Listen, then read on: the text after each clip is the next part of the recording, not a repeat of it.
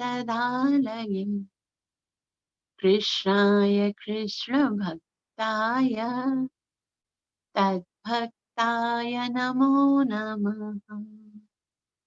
जय श्री कृष्ण चैतन्य प्रभु नित्यानंद श्री अद्वैत गदाधर श्रीवासदि गौर भक्तवृंद। हरे कृष्ण कृष्ण कृष्ण हरे हरे, हरे राम राम राम हरे हरे। श्रीमद् भागवतम तीसरा स्कंद अध्याय 32 श्लोक नंबर 27 से आज हम प्रारंभ करेंगे, जिसमें कपिल देव अपनी माता को ये बता रहे हैं वास्तव में योग का क्या मकसद है। योग का मकसद ये होता है कि जीव का जो चित्त है, जो मन है, वो भगवान में स्थिर हो जाए। और इससे ये केवल खाली योगा अभ्यास जो अष्टांग योग है ना, उसके द्वारा थोड़ी। मेन तो पर्पस क्या है कि मन भगवान में लगना चाहिए। तो योगी जन भी वही करते हैं, ज्ञानी जन भी वही करते हैं, भक्त जन भी वही करते हैं। काम क्या करना है? मन भगवान में लग जाए, बस यही करना है ना। मन को भगवान में लगाना है। और इसी के लिए ये सारी विधियां हैं, ज्ञान योग है, ध्यान योग है, भक्ति योग है। लेकिन वो कौन सी विधि है जिसके द्वारा अत्यंत ही सरलता से और बहुत ही सुगमता से और बहुत ही रसमयी तरीके से हम भगवान में मन लगा सकते हैं? उसके विषय में बहुत सुंदर कपिल देव अपनी माता से कहते हैं, एतावानेव योगेन समग्रेण योगिना युज्यते भीमतो ह्यार्थे यदसंगस्तु कृष्णश। एतावानेव योगेन, एतावान यानी इतना, एतावान एव ही, एवं मतलब ऐसा, इतना ही, योगेन योग अभ्यास द्वारा, समग्रेण यह संसार में, योगिना युज्यते यानी इस संसार में योगी जन जो योग करते हैं वो इतना ही प्राप्त करते हैं। अभिमत ही मना निश्चय ही, अर्थ अभिप्राय या उद्देश्य। उसका अभिप्राय या उद्देश्य क्या होता है? यत असंग, कि वो भौतिक वस्तुओं से वैराग्य हो जाए उसको। और तू निस्संदेह कृष्णशा, योग साधना का मतलब क्या है? भौतिक वस्तुओं से पूर्णतः वैराग्य हो जाए और भगवान के प्रति पूर्ण तरह अनुराग हो जाए। तो योग साधना का यही मकसद है। तो वो किस तरह से हम सरलता से प्राप्त कर सकते हैं? अनुवाद देखिए, समस्त योगियों के लिए सबसे बड़ी सूझबूझ तो पदार्थ से पूर्णतया विरक्ति है, जिसे योग के विभिन्न प्रकारों द्वारा प्राप्त किया जा सकता है।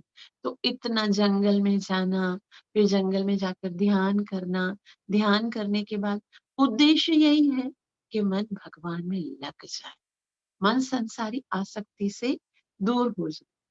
तो इतना ही अगर उद्देश्य है तो शिला प्रभुपाद जी बहुत सुंदर रीति से समझाएंगे कि उद्देश्य सरलता से हम कैसे प्राप्त कर सकते हैं। शिला प्रभुपाद की जय। शिला प्रभुपाद जी अभी डिफरेंस बताते हैं ऑल टाइप्स ऑफ योगा, जितने भी योगा हैं उनके अंदर क्या डिफरेंस है और कौन सा योग जो है वो सबसे ज्यादा महत्वपूर्ण है, उसके विषय में बताते हैं कि योग 3 प्रकार के होते हैं, भक्ति योग, ज्ञान योग तथा अष्टांग योग। भक्त, ज्ञानी तथा योगी सभी भव बंधन से बाहर निकलने का प्रयास करते हैं। ज्ञानी अपनी इंद्रिय वृत्तियों को भौतिक कार्यों से पृथक करने का प्रयास करते हैं। अब तीनों, जो तीनों योग करता है, भक्ति योग, ज्ञानी और ज्ञान योग और ध्यान योग, तीनों क्या काम करते हैं? तीनों ही काम एक ही करते हैं कि हमको भव बंधन से बाहर निकलना है। और प्रोसेस अलग अलग करते हैं। ज्ञानी क्या करते हैं इंद्रिय वृत्तियों को भौतिक कार्यों से पृथक करने का प्रयास करते हैं कि मुझे ये नहीं करना, मुझे ये नहीं करना, मुझे ये नहीं करना, ये गलत है, ये नहीं करना चाहिए, ये गलत है, ये नहीं करना चाहिए, ये गलत। ज्ञानी जन जो है वो वो क्या करता है, अपनी इंद्रिय वृत्तियों को भौतिक कार्यों से पृथक करना, ये नहीं करना, ये नहीं करना, ज्ञानी ऐसे करते हैं। मेन तो पर्पस क्या है सबका, भाव बंधन से छूटना। तो ज्ञानी जन वस्तुओं से विरक्ति चाहते हैं। योगी सोचते हैं, ज्ञान योगी सोचते हैं कि पदार्थ असत्य है, केवल ब्रह्म सत्य है। अतः ज्ञान के अनुशीलन द्वारा वह इंद्रियों को भौतिक भोग से हटाने का प्रयत्न करते हैं, क्योंकि ये संसार तो सारा असत्य है, ब्रह्म सत्य है। तो फिर इस संसार के प्रति कुछ भी आसक्ति नहीं है, भगवान की ओर आसक्ति है। तो इनकी भौतिक वस्तुओं को हटाने का प्रयास करते हैं। हट जाओ भाई, नहीं आओ मेरे सामने, ये दृश्य नहीं देखना, ये चीज नहीं सुननी, इसको नहीं छूना, उसको नहीं करना। तो ज्ञानी जन ये करते हैं। और अष्टांग योगी भी इंद्रियों को वश में करने का प्रयत्न करते हैं। अष्टांग योगी क्या करते हैं, वो जंगल में जाकर साधना करते हैं, ठीक है। किंतु भक्त जन अपनी इंद्रियों को भगवान की सेवा में लगाते हैं। अब देखो, दूसरे लोग बोलते हैं यहाँ ये इंद्रियों से ये वस्तुएं हटे, ज्ञानी जन भी दूर करते हैं। लेकिन भक्त बोलते हैं, नहीं, मुझे तो और भी आसक्ति। भक्तों की आसक्ति कितनी होती है अपनी सेवा के अंदर, वो नींद को छोड़ देते, खाने पीने को छोड़ देते, नहीं आज मुझे ये सेवा करनी है, आज मुझे ये सेवा करनी है, आज मुझे, इतनी आसक्ति होती है उसको कि हर रोज उसको एक प्रोग्राम चाहिए, हर रोज सेलिब्रेशन चाहिए। उसके लिए भगवान के लिए ड्रेसिंग बनानी है, भगवान के लिए वस्त्र लेकर आने हैं, ज्वेलरी लेकर आनी है, पुष्पों के हार बनाने, भगवान का अभिषेक करना, उसके लिए आरती सजानी है, उसके लिए, और है ना, भगवान की सेवा के लिए ये चाहिए, वो चाहिए, वो चाहिए।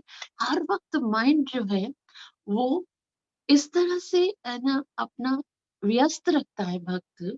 हर वक्त जो है वो इतना अपने आप को बिजी रखता है भगवान की सेवा में कि वो भौतिक चीजें कब छूट जाती है पता नहीं चलता। भौतिक चीजें तो उसके जीवन, अब देखो पर्पस यही है कि भौतिक वस्तुओं से वैराग्य हो, भगवान में अनुराग हो। ज्ञानी जन क्या बोलता है, ये नहीं, ये नहीं, ये नहीं। उसके पास कुछ प्राप्त करने के लिए नहीं है। उसके पास ऐसा कोई नहीं है जिसके साथ वो समय बिताए, ऐसा कोई नहीं है जिसके लिए वो जिए। तो दूसरी चीजों को नेग्लेक्ट करने से उसको लाभ नहीं मिल रहा है। ले और योगी जन भी क्या होता है, वो दुनिया को छोड़ के एकाग्र होकर एकांत में समाधि लगाते हैं। लेकिन मन मन को कुछ चाहिए, मन को प्यार करने के लिए कोई चाहिए, मन को, क्योंकि हमारा स्वरूप है सेवा, तो सेवा करने के लिए कुछ चाहिए। और भक्त तो बिंदास है, इसलिए कहते हैं कि जो भी होते हैं, भुक्ति मुक्ति सिद्धि कामी सकले अशांत। जो भुक्ति है अर्थात मुझे खाना है, मुझे ये करना है, ये करना है, वो भुक्ति मुक्ति जो बोलते भाई मुझे मुक्ति प्राप्त करनी है, मैं योग साधना कर लूं, मैं एक ध्यान जन निराकार में लीन हो जाऊं। मुक्ति सिद्धि जो अष्टांग योग प्राप्त करके सिद्धि करना, सकल अशांत, वो सब अशांत हैं। और कृष्ण भक्त निष्काम, उसे अपने लिए नहीं चाहिए। उसके मन में सब ऐसा होता है कि मैं कृष्ण को खुश करना चाहता हूँ, मैं कृष्ण के लिए जीना चाहता हूँ, मैं गुरु और कृष्ण को प्रसन्न करने के लिए कुछ करना चाहता हूँ।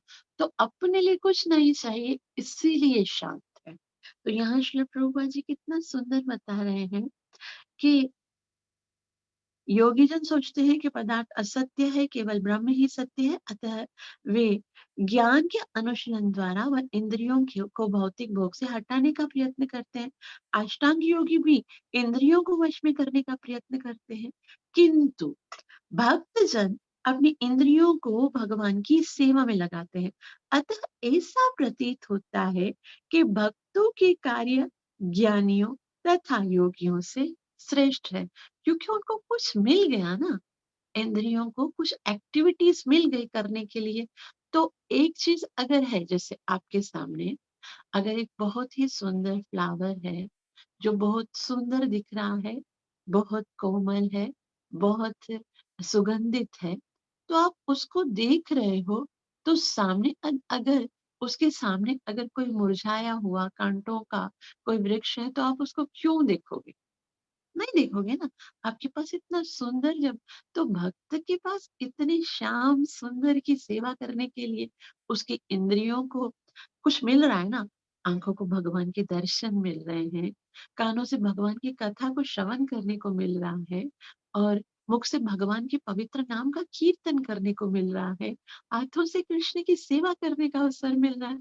तो फिर वो क्यों संसार की ओर आकर्षित होगा? और भक्तों को थोड़ी बताया जाता है कि ये नहीं करो, ये नहीं करो।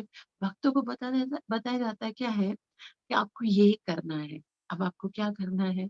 अब भगवान की सेवा इस तरह से करनी है, ऐसे भगवान को भोग लगाना है, ऐसे भगवान की आरती करनी है। उसको तो इसी में ही लगा, अच्छा ये सीखना है, ये सीखना है, ये करना है, ये करना है। तो भौतिक जगत का पीछे छूट जाता है, तो वो पता नहीं चलता है। इसलिए श्रील प्रभुपाद जी यहाँ पर कह रहे हैं, अतः ऐसा प्रतीत होता है कि भक्तों के कार्य ज्ञानियों तथा योगियों से श्रेष्ठ है। योगी जन योग के 8 अंगों यम, नियम, आसन, प्राणायाम, प्रत्याहार इत्यादि के अभ्यास द्वारा इंद्रियों को वश में करने का प्रयास करते हैं, और ज्ञानी जन अपने मानसिक तर्क द्वारा यह जानने का प्रयत्न करते हैं कि इंद्रिय सुख असत्य है, किंतु सबसे सरल तथा अत्यंत प्रत्यक्ष विधि तो इंद्रियों को भगवान की सेवा में लगाना है। तो योगी जन और ज्ञानी जन क्या सोचते हैं? बोलते हैं अभी मुझे अ, ये वस्तुओं को स्वीकार नहीं करना है। और योगी जन क्या कहते हैं? यम, मुझे ये करना है। नियम, यम मतलब ये चीजें नहीं करनी, नियम मतलब ये यम, नियम, आसन, ध्यान, धारणा, समाधि, और उसके बाद मन एकाग्र होगा। लेकिन भक्त को तो कुछ नहीं करना है। भक्त को क्या करना है? सरल विधि है।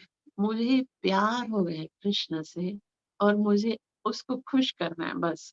तो एक एक्टिविटी मिल गई ना सामने, तो फिर उसके लिए बहुत सरल होता है, अत्यंत प्रत्यक्ष है। आगे श्री प्रभुपाद जी कहते हैं, समस्त योगों का उद्देश्य इस संसार से इंद्रिय वृत्तियों को मोड़ना है, किंतु अंतिम लक्ष्य पृथक पृथक है। तो पहला तो सबका, चाहे वो ज्ञानी जन है चाहे योगी जन है, उनका पहला कार्य क्या है कि अपनी इंद्रियों को विषय भोग से मोड़ना। फिर अंतिम लक्ष्य अलग अलग है। अब देखो, ये 3 टाइप के जो योग हैं, एक तो करने में भी ज्ञान योग भी कठिन है, ध्यान योग में यम नियम आसन धारणा ध्यान समाधि ये सब करना मुश्किल है, और भक्ति योग कितना सरल है। अब ये करने में भी सरल है, और इन तीनों का जो गंतव्य उद्देश्य है उसके विषय में बताते हैं कि ज्ञानी किधर जाएगा, योगी किधर जाएगा, और भक्त किधर जाएगा। उसके विषय में श्रील प्रभुपाद जी बताएंगे। श्रील प्रभुपाद जी कहते हैं कि ज्ञानी ब्रह्म तेज में एकाकार हो जाना चाहता है। ज्ञानी सोचता है कि बस इस संसार में तो खाली दुख ही दुख है, तो इस संसार से छूट कर मुझे यहाँ पर भी मैं सेवा करता हूँ तो भगवान की सेवा नहीं करनी है। भगवान के अंदर जाकर मुझे भगवान के साथ एकत्व प्राप्त करके सायुज्य मुक्ति प्यार प्राप्त करनी है, और मैं एकांत में भगवान के अंदर लीन होकर आनंद करूंगा। आप मुझे ये बताओ कि जीव का स्वरूप है प्रेम का। प्रेम कब किया जा सकता है? जब दो हो, है ना? प्रेम और प्रेमी और प्रेमिका दो होने चाहिए ना। अब भक्त और भगवान भी दो होने चाहिए। अगर भगवान ही भगवान है, तो फिर भगवान बनकर हम अपने से आनंद कैसे प्राप्त कर सकेंगे? भगवान बनकर आनंद प्राप्त नहीं होगा। आनंद तो तब प्राप्त होगा जब हम भगवान का भक्त बनकर भगवान की सेवा करेंगे। लेकिन ज्ञानियों को तो ये बात समझ में आएगी नहीं। ज्ञानियों को लगेगा नहीं, मैं भगवान बन जाऊंगा फिर मुझे आनंद। तो ज्ञानी क्या सोचते हैं? ज्ञानी ब्रह्म तेज में एकाकार हो जाना चाहते हैं, और योगी परमात्मा का साक्षात्कार करना चाहते हैं। वो क्या सोचते हैं ज्ञानी जन? वो भगवान से एक आकार हो जाते हैं, और योगी जन क्या चाहते हैं? वो भगवान का साक्षात्कार, हृदय के अंदर भगवान की अनुभूति करना चाहते हैं। और भक्त कृष्ण चेतना तथा भगवान की दिव्य प्रेमा भक्ति उत्पन्न करना चाहते हैं। मैं कृष्ण के साथ कैसे प्रेम का आदान प्रदान करूं? तो यहाँ पर श्रील प्रभुपाद जी बता रहे हैं कि प्रेमा भक्ति ही इंद्रिय निग्रह की पूर्ण अवस्था है। इंद्रियों को कंट्रोल ऐसे नहीं किया जाएगा कि ये मत देखो, ये मत सुनो, ये मत बोलो, नहीं। इंद्रियों को कंट्रोल कैसे करा जाएगा? ये देखो, ये सुनो, ये बोलो। तो इंद्रियां जब व्यस्त हो जाएंगी तो फिर फालतू की चीजें उसको दिखेगी नहीं, काम की चीज दिखेगी। तो यहाँ श्रील प्रभुपाद जी ने बहुत ही सुंदर एक बात बताई है कि प्रेमा भक्ति ही इंद्रिय निग्रह की पूर्ण अवस्था है। पूर्ण अवस्था मतलब इसमें आनंद आ जाएगा तो इंद्रियां जो है वो संतुष्ट हो जाएंगी। अगर रोक के रखेंगे इंद्रियों को तो वो संतुष्ट थोड़ी होंगी। फिर तो कभी भी मौका मिलेगा तो वो इंद्रियां जो है वो अपने विषय को ढूंढ ही लेंगी। लेकिन जब संतुष्ट हो जाएंगी तो विषयों की ओर भागेंगी नहीं। तो इंद्रियां वास्तव में जीवन के सक्रिय लक्षण है। उन्हें रोका नहीं जा सकता। उन्हें तभी विलग किया जा सकता है जब कोई श्रेष्ठ व्यवस्था मतलब उनको कैसे कंट्रोल किया जाएगा? जब कोई श्रेष्ठ व्यवस्था यानी बहुत ही सुंदर और भी हायर टेस्ट उसको दिया जाएगा। जैसे भगवत गीता में बताया गया है, रसवर्जम रसोप्यस्य परम दृष्टवा निवर्तते। जब आपको परम श्रेष्ठ वस्तु हायर टेस्ट मिलेगा, जब कोई भिखारी है जिसके पास 3 दिन पुरानी रोटी पड़ी हुई है लेकिन उसके पास साधन ही यही है, कुछ और खाने के लिए नहीं है, आप उसको बोलो छोड़ दो, ये सूखी रोटी छोड़ दो, क्या फायदा है इसका खाने का? वो छोड़ेगा क्या? उसके पास और कुछ खाने के लिए है ही नहीं। लेकिन उसको यदि ये रोटी छुड़वानी है तो आपको क्या करना चाहिए? 56 भोजन की प्लेट रखो उसके सामने, वो देखेगा भी नहीं उस सूखी रोटी को, है ना? उसी तरह से हमारी इंद्रियां अतृप्त हैं और मन जो है वो प्रेम के लिए तरस रहा है। तो संसार की ये छोटी छोटी छोटी छोटी जो वस्तुएं हैं वो आकर्षण करती हैं, वो उन वस्तुओं के लिए व्यक्ति जीता है। लेकिन जब उसे हायर टेस्ट मिलेगा, जब हायर सुंदरता होगी कृष्ण की, जब आ, आनंद का समूह समुद्र जब प्राप्त हो जाएगा तो फिर उसको क्यों संसार की चीजें अच्छी लगने लगेंगी? श्रील प्रभुपाद जी बता रहे, देखो, जैसा कि भगवत गीता में पुष्टि हुई है, ये वही वाला श्लोक श्री प्रभुपाद जी ने कहा कि जैसा कि भगवत गीता में पुष्टि हुई है, परम दृष्टवा निवर्तते। इंद्रियों के कार्यों को रोका नहीं जा सकता है यदि उन्हें श्रेष्ठ कार्य दिए जाएं। यह श्रेष्ठ कार्य है इंद्रियों को भगवान की सेवा में लगाना। यही सारे योग का उद्देश्य है। तो सारे योग का उद्देश्य क्या है? भगवान की सेवा में मन लगे। तो चाहे वो ज्ञानी जन हो चाहे ध्यानी जन हो, उनका मन भगवान में लगेगा, इसकी कोई गारंटी नहीं है। लेकिन भक्त का मन तो सरलता से वो कंटिन्यूअस सेवा में लगा है। तो जब नाम भी लेगा ना, क्योंकि उनके पास साकार स्वरूप है। एक बार ज्ञानी जन को तो भगवान का निराकार स्वरूप है, उसपे कैसे मन लगाएगा? ध्यानी जन के लिए भी, क्योंकि हृदय के अंदर परमात्मा को देखना है।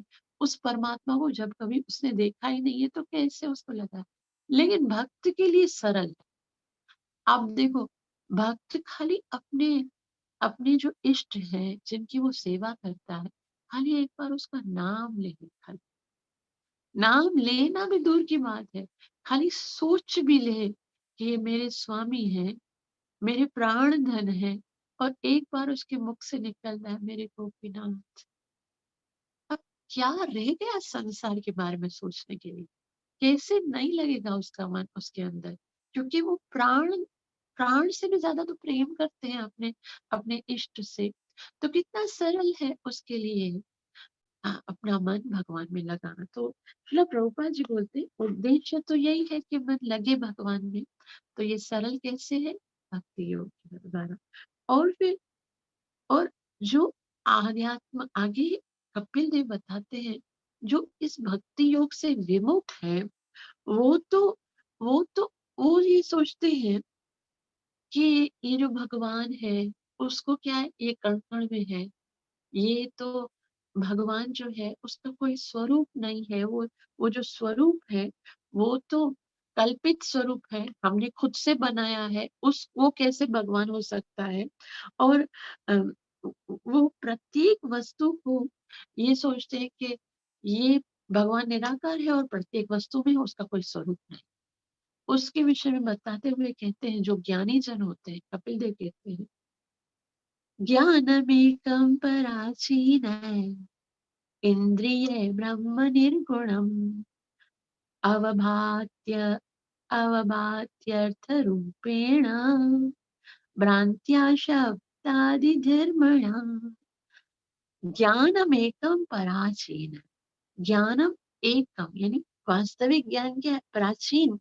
प्राचीन मतलब जो रियल ज्ञान से विमुख हो जाते हैं या परामुख हो जाते हैं, इंद्रिय ब्रह्म निर्गुण, इंद्रियों के द्वारा ब्रह्म यानी परम सत्य को निर्गुण यानी जो समस्त गुणों से परे है, अवभाति यानी प्रकट होता है, अर्थ रूपेण भ्रांत्या, अर्थ रूप यानी विभिन्न वस्तुओं के जो विषयों के रूप में, अर्थ के रूप में, मतलब ये सब ब्रह्म है। भ्रांत्या वो भूल से, शब्द आदि यानी शब्द इत्यादि, धर्मणा यानी धर्म से युक्त। अनुवाद, जो आध्यात्मिक आध्यात्म से पराणमुख है, यानी जो आध्यात्मिक स्थिति से विमुख है, जो भगवान के साथ जिसका संबंध नहीं जुड़ा हुआ है, वे परम सत्य यानी परमेश्वर को कल्पित इंद्रिय प्रतीत द्वारा अनुभव करते हैं। वो वो सोचते हैं कि भगवान जो है, ये जो भगवान का स्वरूप है, वो इंद्रियों से अतीत है, इंद्रियों के द्वारा इस स्वरूप को देखा नहीं जा सकता है। अतः भ्रांतिवश उन्हें प्रत्येक वस्तु सापेक्ष प्रतीत होती है। प्रत्येक वस्तु के अंदर वो तो देख रहे हैं, लेकिन भगवान के स्वरूप की ओर उनका कोई आकर्षण नहीं होता है।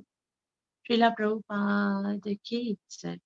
अब 5 ज्ञान इंद्रियों के 5 विषय श्रीला प्रभुपाद जी इतना सुंदर रीति से समझाएंगे इनके बारे में। श्रीला प्रभुपाद जी कहते हैं, परम सत्य भगवान एक है, किंतु अपने निराकार रूप के कारण सर्वत्र व्यापक है। तो व्याप्त तो है, लेकिन भगवान व्याप्त है। वो वस्तु भगवान नहीं है, भगवान का जो एक प्रकाश है वो प्रत्येक वस्तु में व्याप्त है। इसका स्पष्ट उल्लेख भगवत गीता में है। भगवान कहते हैं, जो कुछ भी अनुभव किया जाता है वह मेरी शक्ति का एक विस्तार है। भगवान Shrimad Bhagavad Gita chapter 10 verse number 41 में कहते हैं, यद्यद्विभूतिमत्सत्त्वं श्रीमदूर्जितमेव वा तत्तदैवावगच्छन्ति मम तेजोंश संभव। जो कुछ भी तुम्हें दिखता है, जो कुछ भी तुम्हें प्यार करने योग्य दिखता है, जो कुछ भी तुम्हें देखने लायक दिखता है, जो कुछ भी तुम्हें खूबसूरत दिखता है, तेजस्वी दिखता है, वो क्या है जानते हो? वो मेरे मेरे असंख्य तेज का एक छोटी सी चिंगारी है। तो जो कुछ भी है वो भगवान का ही एक विस्तार है। हर वस्तु उन्हीं पर आश्रित है। भगवान कहते हैं कि जिस प्रकार से मोती धागों पर आश्रित होते हैं, अगर धागा निकल जाएगा तो मोती सारे बिखर जाएंगे, उस तरह प्रत्येक वस्तु मुझ पर आश्रित है। मैं निकल गया तो सब कुछ बिखर जाएगा। किंतु इसका अर्थ यह नहीं है कि वे हर वस्तु हैं। ये एक लाइन जो श्रील प्रभुपाद जी ने लिखी है ना, बहुत महत्वपूर्ण है। किंतु इसका अर्थ यह नहीं कि वे हर वस्तु है। हर वस्तु भगवान नहीं है, हर वस्तु के अंदर भगवान है। लेकिन ऐसे बोलते ना, भाई आपने ये विग्रह बनाई है, इसके अंदर भगवान है, तो इस लकड़ी के अंदर भगवान नहीं है, इस पलंग के अंदर भगवान नहीं है, इसके अंदर भगवान नहीं है, खाली इस तुम्हारी मूर्ति के अंदर। मान लिया सबके अंदर भगवान है, भगवान की शक्ति है, लेकिन वो विग्रह के अंदर आकर मेरी सेवा स्वीकार कर रहे हैं। हमने शास्त्रों के अनुसार विग्रह को भगवान में प्राण प्रतिष्ठा करवाई है, तो फिर भगवान उसके अंदर आकर मेरी सेवा स्वीकार कर रहे हैं। ये लकड़ी के अंदर, पेन के अंदर भगवान ने थोड़ी ना मेरी सेवा स्वीकार करनी। इसके अंदर सत्ता है भगवान की, लेकिन ये भगवान नहीं है। लेकिन वो विग्रह जिसकी स्थापना हुई है, प्राण प्रतिष्ठा हुई है, वो भगवान का स्वरूप नहीं बल्कि साक्षात भगवान है। तो यहाँ श्री प्रभुपाद जी जो है वे कहते हैं, इंद्रिय प्रतीतियां यथा ढोल की आवाज की श्रुति श्रुति प्रतीति, सुंदर स्त्री की दृश्य प्रतीति, या जीभ द्वारा दूध की बनी हुई सुस्वादु वस्तु की स्वाद प्रतीति, ये सब भिन्न भिन्न इंद्रियों से प्रतीत होते हैं, फलतः भिन्न भिन्न प्रकार से समझे जाते हैं। अब यहाँ जो हमारी सारी ज्ञान इंद्रियां हैं, उनके द्वारा हमको कुछ ना कुछ प्रतीति होती है। जैसे कानों से हम सुंदर वो ही सुनते हैं, आंखों से हम सुंदर सुंदर दृश्य देखते हैं, मुख से हम टेस्टी टेस्टी प्रसाद खाते हैं। तो ये फलतः भिन्न भिन्न प्रकार से समझे जाते हैं, अलग अलग तरीके से समझे जाते हैं। इसलिए इंद्रिय ज्ञान कई श्रेणियों में विभाजित होता है। यद्यपि सभी वस्तुएं परमेश्वर की शक्ति के रूप में एक ही हैं, इसी प्रकार अग्नि की शक्तियां ऊष्मा तथा प्रकाश है। अब देखो, सारी वस्तुओं का की शक्ति है, जैसे श्रील प्रभुपाद जी बता रहे हैं कि इसीलिए इंद्रिय ज्ञान कई श्रेणियों में विभाजित है। अलग अलग, सुनने का अलग है, देखने का अलग है, टेस्ट करने का अलग है, सुनने का अलग है, तो अलग श्रेणियों में विभाजित है।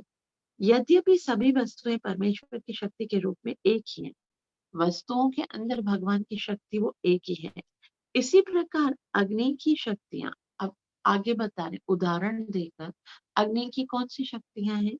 एक तो ऊष्मा है, ऊष्मा मतलब गर्मी, और दूसरा है प्रकाश।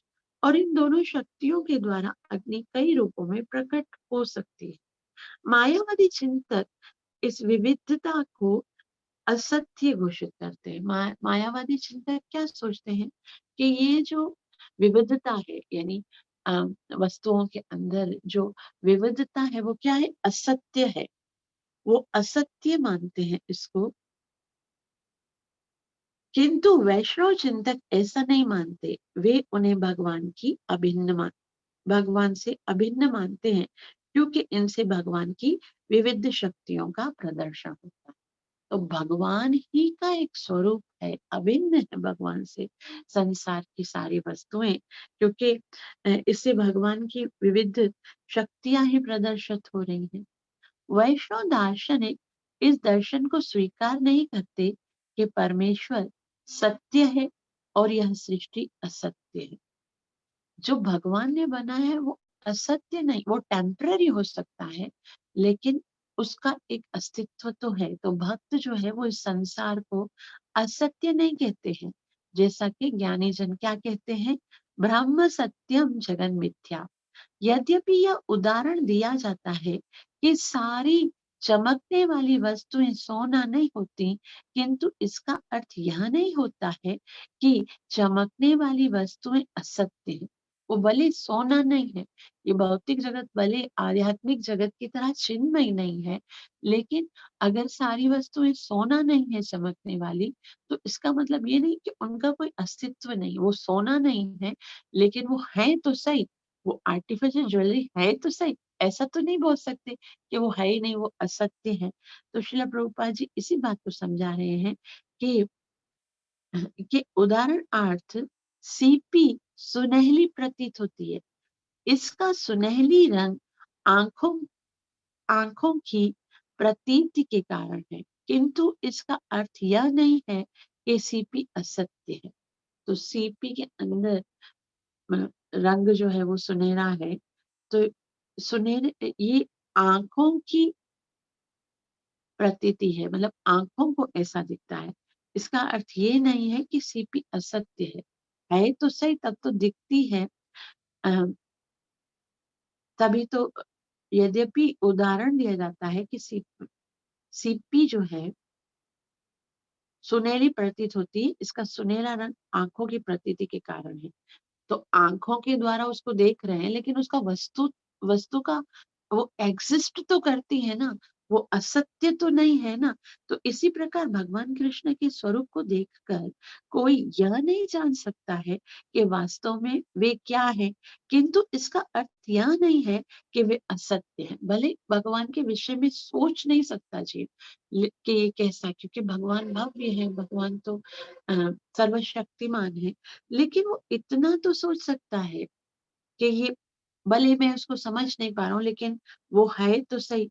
तो कृष्ण के रूप को ज्ञान ग्रंथों तथा ब्रह्म संहिता में वर्णन यथा वर्ण स्वरूप के आधार पर जाना जाता है। ऐसे नहीं है कि हम अपनी मनोकल्पित दृष्टि के अनुसार या अपने पॉइंट ऑफ विजन के अनुसार भगवान को समझ रहे हैं। वेद शास्त्रों में भगवान की अ, होने की या भगवान के कार्यकलापों के विषय में बताया गया है। ब्रह्म संहिता में वर्णित स्वरूप के आधार पर जाना जाता है। ईश्वरः परमः कृष्णः सच्चिदानंद विग्रह। ब्रह्मा जी कहते हैं ईश्वर परम कृष्ण, ये कृष्ण जो है वो साक्षात ईश्वर है। तो भगवान कृष्ण का आध्यात्मिक शरीर शाश्वत एवं आनंदमय है। ऐसा नहीं है कि इस संसार में भगवान जो आते हैं तो अपना रियल स्वरूप जो है वो उस उनका रियल स्वरूप समाप्त हो जाता है। नहीं, भगवान का रियल स्वरूप जो है वो सच्चिद आनंद स्वरूप है। तो भगवान कृष्ण आध्यात्मिक शरीर शाश्वत एवं आनंदमय है। अपनी पूर्ण अपूर्ण अनुभूति के कारण हम भगवान के रूप को समझ नहीं पाते हैं। हमें उनके विषय में ज्ञान प्राप्त करना होता है। तो श्रील प्रभुपाद जी यहाँ पर समझा रहे हैं कि भगवान को हम ऐसे नहीं समझ सकते जैसे हम संसार को अपनी बुद्धि से समझना चाहते हैं।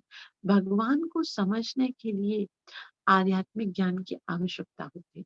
इसलिए यहाँ पर ज्ञानम एकम कहा गया है। जैसे श्लोक में श्लोक में लिखा हुआ क्या है कि ज्ञानम एकम, ज्ञानम एकम का मतलब होता है वो वास्तविक ज्ञान है।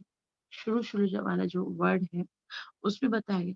भगवत गीता इसकी पुष्टि करती हुई है कि जो लोग कृष्ण को देखकर उन्हें सामान्य व्यक्ति समझते हैं, वे मूर्ख हैं।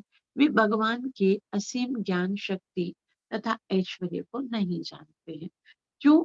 क्योंकि वो भगवान की वास्तविकता को नहीं जानते हैं।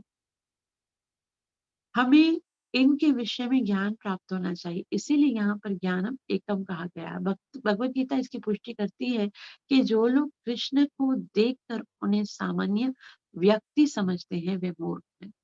बहुत सारे लोग ऐसे हैं जो कृष्ण को सामान्य व्यक्ति बताते हैं। कृष्ण प्रभुपाद जी कहते हैं वो मूर्ख हैं।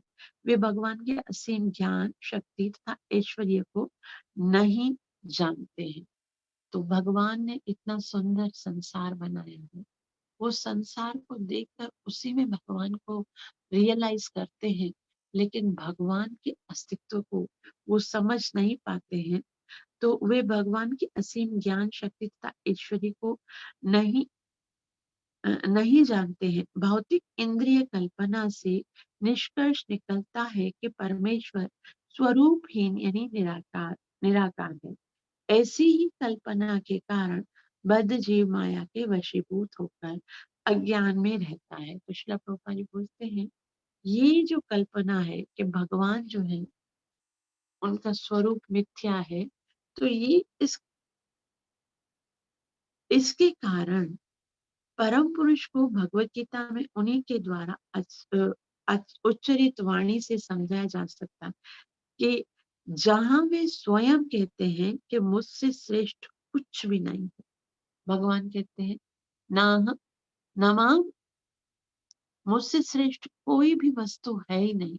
भगवान ने कह दिया कि और निराकार ब्रह्म ज्योति मुझसे ही वापस आती है। श्रीमद् भगवत गीता की शुद्धि एवं पूर्ण दृष्टि की तुलना गंगा नदी से की जाती है। गंगा जल इतना शुद्ध है कि इससे गधे या गौएं भी शुद्ध हो जाती है, किंतु यदि गंगा की उपेक्षा करके कोई गंदे नाले के जल से शुद्ध होना चाहता है तो सफल नहीं होगा। उसी प्रकार केवल शुद्ध परमेश्वर के मुख से ही सुनकर शुद्ध ज्ञान प्राप्त किया जा सकता है। तो बहुत ही सुंदर एग्जाम्पल है गंगा के अंदर। तो इतनी सारी क्वालिटीज हैं। तो जो शुद्धता गंगा से स्नान करने से मिलती है तो किसी गंदे नाले से स्नान करके नहीं मिलेगी। उसी तरह से जो शुद्ध ज्ञान भगवान के द्वारा प्राप्त होता है उसे सुनकर ज्ञान किया जा सकता है। इस श्लोक में स्पष्ट कहा गया है कि भगवान से जो लोग भगवान से विमुख हैं वे अपनी अपूर्ण इंद्रियों से परम पुरुष की प्रकृति के विषय में चिंतन करते हैं। यानी जो भगवान से बिल्कुल विमुख है, जो भगवान को नहीं जानते हैं, वे अपनी अपूर्ण इंद्रियों से समर्पित सत्य की प्रकृति के विषय में चिंतन करते हैं। तो वो क्या करते हैं? भगवान का चिंतन करते हैं। वो भगवान को जानते तो नहीं है। निराकार ब्रह्म का ज्ञान केवल कानों से ग्रहण किया जा सकता है। अब उसका कोई स्वरूप तो है ही नहीं। तो निराकार ब्रह्म जो है वो केवल कानों के द्वारा ग्रहण किया जाता है। साक्षात अनुभव से नहीं। अनुभव कैसे करेंगे? निराकार ब्रह्म का कोई साक्षात्कार कर ही नहीं सकता है तो उसका कोई अनुभव नहीं है। फलतः ज्ञान श्रोत्र अनुभव से सुनकर प्राप्त किया जा सकता है। कैसे प्राप्त किया जा सकता है? वो श्रोत्र इंद्रिय से। भगवान के विषय में, भगवान को कोई स्वरूप तो है ही नहीं तो भगवान के विषय में सुनेंगे तो ज्ञान प्राप्त होगा। वेदांत सूत्र में पुष्टि हुई है कि शास्त्र योनिवाद यानी केवल प्रामाणिक शास्त्रों से ही शुद्ध ज्ञान प्राप्त करना चाहिए। परम सत्य के विषय में तथाकथित काल्पनिक तर्क व्यर्थ है। जीव को वास्तविक पहचान उसकी चेतना है। जीव की वास्तविक पहचान उसकी चेतना है जो उसके जगते सोते तथा सपने में भी सदा विद्यमान रहती है। यहाँ तक कि प्रगाढ़ निद्रा में भी वह भगवान प्रगाढ़ निद्रा में भी वह अपनी चेतना से अपने को सुखी या दुखी करता है। इस प्रकार जब सूक्ष्म तथा स्थूल भौतिक पदार्थों के माध्यम से चेतना प्रकट होती है तो वह प्रसन्न रहती है। किंतु जब चेतना कृष्ण चेतना में रहकर शुद्ध हो जाती है तो मनुष्य जन्म मृत्यु के चक्कर से छूट जाता है। तो जब चेतना भगवान में एकाग्र हो जाएगी तो फिर जन्म मरण का चक्कर समाप्त हो जाएगा। अंतिम पैराग्राफ में श्रील प्रभुपाद जी कंक्लूजन बताते हुए कहते हैं कि जब शुद्ध ज्ञान प्रकृति के गुणों से अनावृत होता है तो तभी जीव की वास्तविक पहचान हो पाती है। अगर ऐसे ऐसे बताया गया है कि जब शुद्ध ज्ञान प्रकृति के गुणों के आवृत होते हैं तभी जीव वास्तविक पहचान बनाते हैं। तो धीरे धीरे उसकी पहचान बनती है और जब वो गुणों से अनावृत हो जाते हैं तो आगे श्री प्रभुपाद जी कहते हैं वह भगवान का शाश्वत दास है। उसे ये याद आ जाता है कि ये सब वस्तुएं तो ठीक है बट मैं वास्तव में भगवान का दास हूँ। ये अनावरण इस प्रकार से होता है। सूर्य की किरणें प्रकाश होती हैं और सूर्य स्वयं जो है वो वो भी प्रकाशमान है। किंतु जब सूर्य का प्रकाश बादलों से या माया से आच्छादित हो जाता है तो अंधकार या अधूरा ज्ञान प्रारंभ होता है। अतः अज्ञान के अंधकार से निकलने के लिए अपनी आध्यात्मिक चेतना या कृष्ण चेतना की शास्त्रों उन्मोदित विधि जगाना होती है। तो श्रील प्रभुपाद जी यहाँ पर बता रहे हैं कि शास्त्रों में बताया गया है जीव का वास्तविक कर्तव्य है, जीव का एक उद्देश्य है कि मन भगवान में लगाए। नहीं लग रहा है तो बहुत दुखी होना चाहिए जीव को, और शास्त्रों को पढ़कर किस तरह से हम भगवान से प्रेम कर सकते हैं उसको समझना चाहिए। ऐसा बताते हैं राधा गोविंद महाराज कि शास्त्रों में सब बहुत अच्छे तरीके से लिखा है, किस तरह से ब्रह्मचारी को जीवन बिताना चाहिए, किस तरह से गृहस्थ को जीवन बिताना चाहिए, वानप्रस्थ अ, और जो ब्रह्मचारी है उनको किस तरह से जीना है, किस तरह से सेवा करनी है, वो सब बताया है। तो अगर सब कुछ पता है एक व्यक्ति को, ये सारे कि किस तरह से ये सब वस्तुएं भगवान के अंदर हैं, ये सब पता है तो ठीक है। लेकिन ये पता कैसे चलता है? जब तक हम जीव जीव जो है वो शास्त्रों को नहीं पढ़ते हैं। भगवान ने ये सारे शास्त्र क्यों लिखे हैं? वेद व्यास जी का अवतार लेकर भगवान ने हमारे लिए लिखे हैं। तो जो इन शास्त्रों को नहीं पढ़ता है और भगवान की वास्तविकता को समझने का प्रयास नहीं कर रहा है, तो वो वास्तव में बहुत बड़ा आपत्ति है। तो यहाँ तक हम रखते हैं, आगे हम कल पढ़ेंगे। आप सबका बहुत बहुत आभार जो इतना प्रेम से श्रवण किया। कृपया मुझे आशीर्वाद अवश्य दीजिए कि मैं अपनी सेवा और साधना को अच्छे से कर सकूं और हरि नाम में रुचि ले सकूं। हरे कृष्ण कृष्ण कृष्ण हरे हरे, हरे राम हरे हरे राम राम। हरे राम राम राम हरे हरे। ग्रंथराज श्रीमद् भागवतम महापुराण की, जय कलियुग प्रभु हरे कृष्ण महामंत्र की, नित्य जय लीला चरणारिंद भक्तिवेदांत स्वामी श्री प्रभुपाद की। जय जी। जय